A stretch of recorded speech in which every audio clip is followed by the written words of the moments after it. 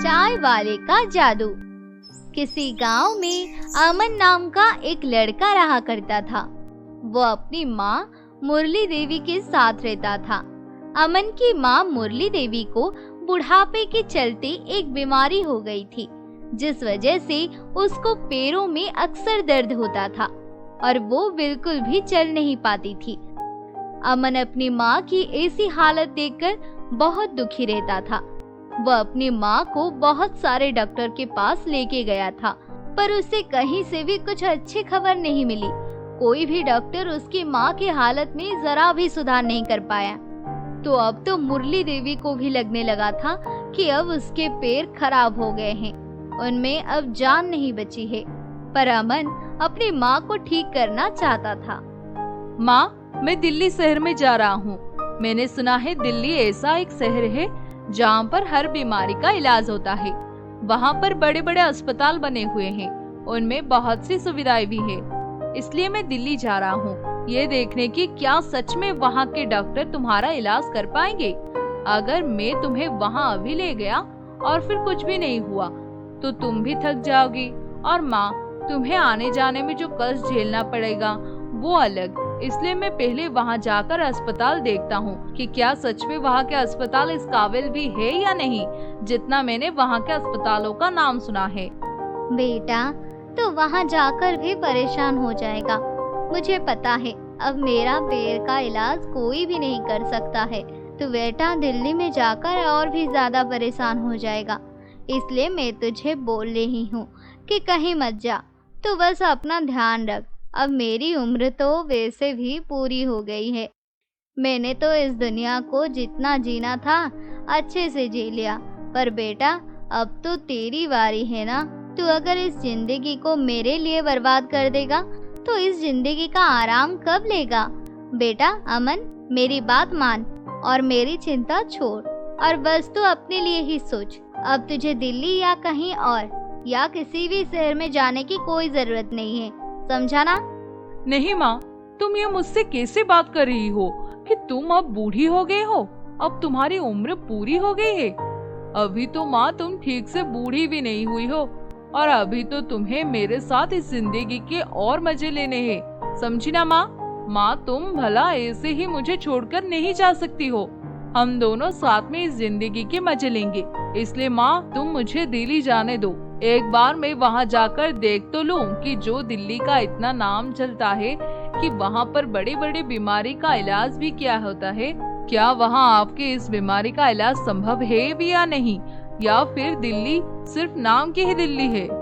बेटा अमन, तू मेरी बात सुनता ही क्यों नहीं है? क्या मुझे अब भी लगता है कि मेरे पैर ठीक हो जाएंगे? तूने तो खुद देखा है ना कि हम कितने सारे डॉक्टर के पास आए हैं और सभी डॉक्टर्स ने अपने हाथ खड़े कर लिए हैं। उन्होंने तो साफ बोल दिया है कि अब मेरे पैर कभी भी पहले की तरह नहीं हो पाएंगे। मेरे पैरों में से सारी जान खत्म हो गई है। अब या तो मुझे इन्हें कटवा कर नकली पैर लगवाने होंगे, या फिर अब पूरी जिंदगी इन्हीं पैरों के साथ अपना जीवन जीना होगा। अब तू ही बता बेटा अमन, तूने भी तो डॉक्टर की बातें सुनी थी ना, तो क्या तुझे अब भी लगता है कि कुछ हो जाएगा मेरे पैरों का?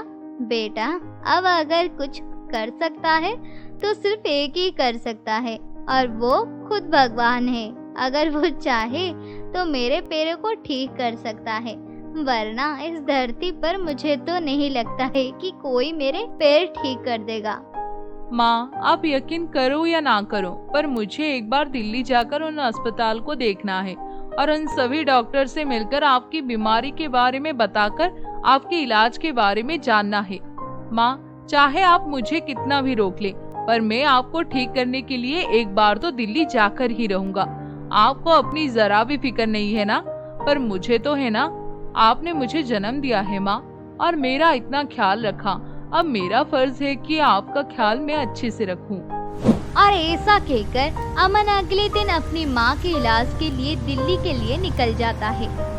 वो दिल्ली जाकर देखता है कि सच में वहाँ पर कितने बड़े बड़े अस्पताल बने हुए हैं। वो उन अस्पतालों में जाकर देखता है।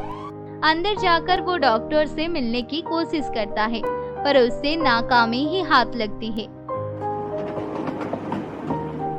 अमन के पास रहने के लिए जगह भी नहीं थी और दिल्ली में आए हुए अमन को 1 हफ्ता हो गया था। अब अमन के पैसे भी खत्म हो चुके थे। अमन ज्यादा पढ़ा लिखा भी नहीं था। इस वजह से अमन कोई काम तलाश करने लगा। वो बहुत जगह काम तलाश किया, पर उसे कहीं काम नहीं मिला।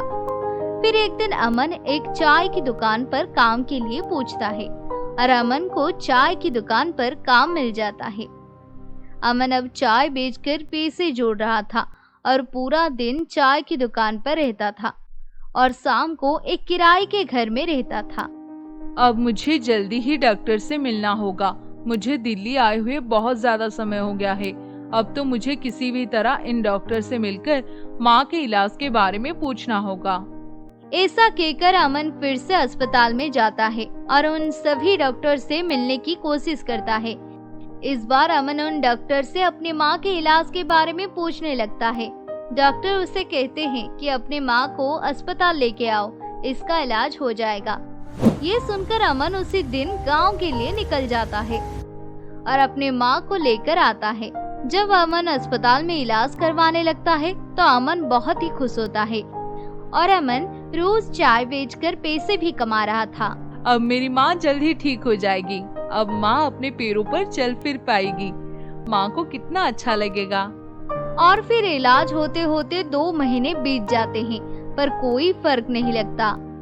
बेटा अमन, मैंने तुझे कहा था ना कि अब मेरे पैरों का इलाज कहीं भी नहीं हो सकता है, तो समझता क्यों नहीं है? चल हम वापस गांव चलते हैं। अमन माँ की ये बात सुनकर उदास हो जाता है और अगले दिन अपनी चाय की दुकान पर जब चाय बेच रहा था तो देखा कि सामने के एक पेड़ के नीचे ज्ञानी ऋषि बैठे हैं। लोगों ने वहाँ पर भीड़ जमा कर रखी है और ऋषि जी सबका इलाज सिर्फ छूने मात्र से कर रहे हैं। अमन उनके पास जाता है और उनसे कहता है, हे ऋषि जी, क्या आप अपना ये जादू मुझे भी सिखाएंगे? मुझे भी ये जादू सीखना है ऋषि जी। बेटा, ये कोई जादू नहीं है, ये तो मेरे वर्षों से ग्रहण की गई शिक्षा है। ये सब विज्ञान है मेरे बच्चे। इसे सीखने के लिए तुम्हें बहुत समय लगेगा और कड़ी मेहनत भी लगेगी। हे ऋषि, मैं सब कुछ सहने के लिए तैयार हूँ, चाहे कितना भी समय लग जाए, चाहे मुझे कितनी ही मेहनत क्यों ना लगे, मैं सीखूंगा। ऐसे कहकर वो ऋषि जी अमन को अपनी शिक्षा बांटने लगते हैं और 1 साल में ही अमन को पूरी तरह से सब कुछ सिखा देते हैं। अमन अब कुशल पंचकर्म रोग निवारक बन गया था। अमन सबसे पहले अपनी माँ का इलाज करता है। अमन अपनी माँ का इलाज करने से सफल भी रहता है। अमन की माँ ये देखकर बहुत चौंक जाती है। अमन बेटा, तुमने मेरे पैरों को कैसे ठीक कर दिया? जो काम बड़े बड़े डॉक्टर नहीं कर पाए वो तुमने कर दिखाया बेटा। माँ, दरअसल मैंने एक ऋषि से पंचकर्म रोग निवारक की कला को ग्रहण किया था। वो बहुत बड़े पंचकर्म ऋषि है माँ। और माँ, अब मैं उनके साथ रहकर ऐसे ही सभी का इलाज करना चाहता हूँ। मैं जो सभी इलाज ना होने से परेशान है, मैं उनका ऋषि जी के साथ मिलकर इलाज करना चाहता हूँ।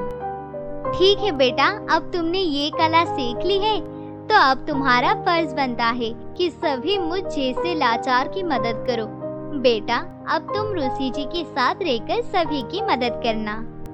और फिर अमन ऋषि जी के साथ मिलकर सभी का इलाज करने लगा और सभी की मदद करके उसे बहुत अच्छा लगता था।